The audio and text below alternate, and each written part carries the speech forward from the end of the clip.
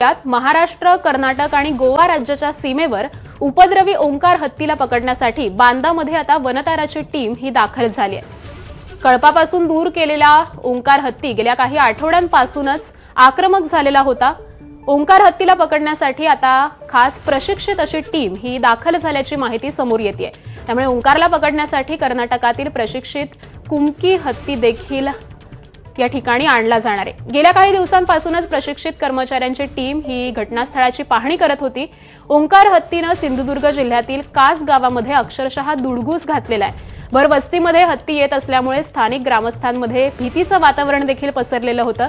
भात शेती, केळी बागायतींचं अतोनात असं नुकसान झालेलं होतं आणि सकाळी ओंकार हत्ती कास पंडितवाडी इथं भर वस्तीमध्ये येऊन गेला। हत्ती आक्रमक झाल्यास दुर्घटना होऊ शकते। ओंकार हत्ती सुमारे तासभर रस्त्यावरती असल्यामुळे दोन्ही बाजूची वाहनं देखील रोखण्यात आलेली होती। त्यामुळे उपद्रवी अशा या ओंकार हत्तीला पकडण्यासाठी आता वनताराची टीम दाखल झालेली आहे। त्यामुळे या हत्तीला नेमकं कधी पकडलं जाईल हे देखील पाहणं महत्त्वाचं ठरणार आहे।